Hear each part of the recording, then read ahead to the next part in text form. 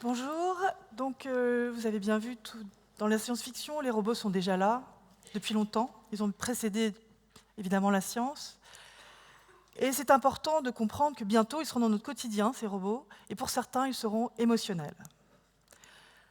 On va les avoir à la maison, comme on a vu à l'arrivée d'un téléviseur ou de portables informatiques, de téléphones en grand nombre. On peut imaginer avoir dans chaque foyer un certain nombre de robots qui ont des tâches différentes, des fonctions différentes, du robot électroménager, que vous avez peut-être déjà chez vous, qui est un aspirateur, à un robot personnel assistant.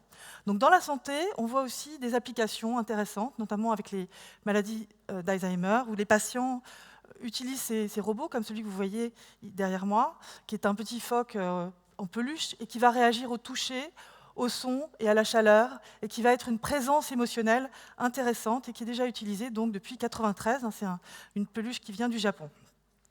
Alors, les relations émotionnelles, comme on vient de vous le dire précédemment, sont extrêmement importantes dans les relations entre les hommes. Et il faut comprendre aussi qu'avec les machines, on en a besoin pour parler avec elles naturellement.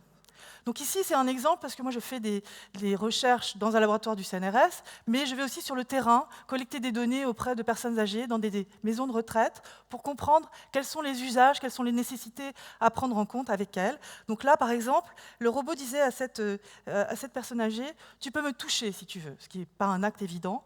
Et donc la personne l'a touché et le robot lui a dit « ah, tu m'as chatouillé, tu m'as chatouillé ». Et immédiatement, le rapport à la machine s'est transformé et la personne a ri beaucoup et a voulu le toucher de plus en plus. Donc on se rend compte que cette interaction émotionnelle, elle est très importante. Ensuite, derrière la parole, derrière ce qu'on peut comprendre, il y a énormément de signes sociaux, de signes d'attention, de signes d'intimité avec quelqu'un. Et c'est vrai que la détection des émotions dans la voix, par exemple, vont précéder, ou l'expressivité qu'on peut avoir dans les gestes sur le visage, vont précéder souvent la compréhension des émotions dans le langage. Bon, Mariette, l'article qu'on est en train d'écrire sur Nao, tu penses qu'il sera fini bientôt ? J'ai reconnu une femme, c'est Laurence. J'ai reconnu l'agacement. Nao, j'en peux plus, ça suffit, tu rentres dans ton placard. J'ai reconnu une femme, c'est Mariette. J'ai reconnu la colère. Colère, agacement, peur, tristesse, Nao pourra un jour comprendre les réactions des enfants et lier avec eux encore plus de liens affectifs.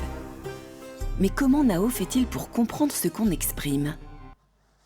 Alors comment il fait Il essaie d'extraire, en fait, dans les signaux que l'on renvoie, des signaux d'expressivité qui seraient liés aux émotions primaires, la colère, la peur, la joie. On va chercher donc principalement dans mon laboratoire des inflexions dans la voix qui sont liées au timbre, à l'énergie qu'on va y mettre. Et on compare à des modèles qu'on a obtenus à partir d'un grand nombre de données collectées dans des situations les plus réalistes possibles pour prédire en fait l'émotion qu'a la personne. Dans un système tel que celui-là, il y a plusieurs étapes. Ensuite, on va chercher à interpréter cette expressivité dans un contexte d'interaction avec la personne, dans son rôle, suivant sa personnalité. Et puis, le robot va s'adapter à elle, va changer son comportement. Et donc ça, c'est important. On essaie de mettre en place, en fait, des robots compagnons pour, vous l'avez vu tout à l'heure dans le film, c'est utilisé pour des enfants autistes, pour les stimuler et leur faire comprendre l'interaction sociale, mais aussi on a énormément de travaux donc, sur l'accompagnement aux personnes âgées, et dans les projets, on fait des scénarios qu'on va tester, comme je le disais précédemment, avec des ergothérapeutes, avec des psychiatres. On travaille beaucoup en pluridisciplinarité, ce n'est pas un ingénieur dans son laboratoire qui fait tout ça, c'est très complexe, on en est encore au début. Donc on est à l'étude des usages.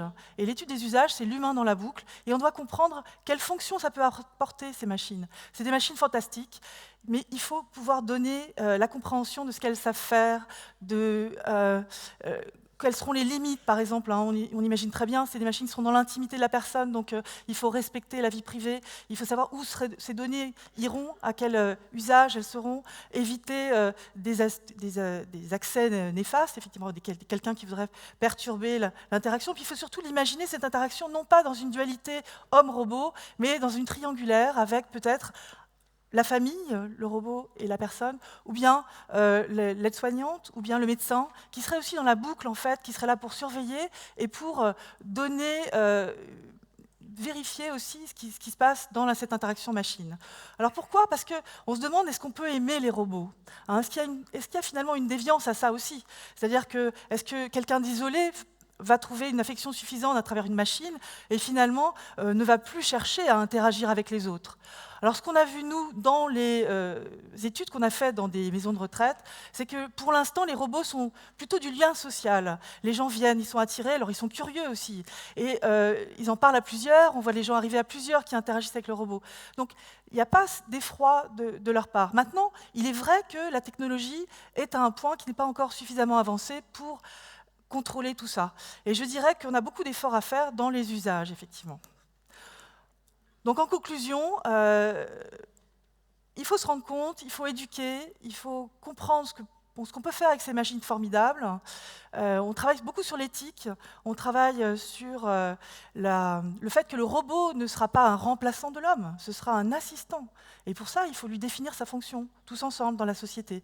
Donc ce sont des domaines émergents qui sont passionnants, dans lesquels j'encourage beaucoup de jeunes à aller, puisque j'enseigne aussi.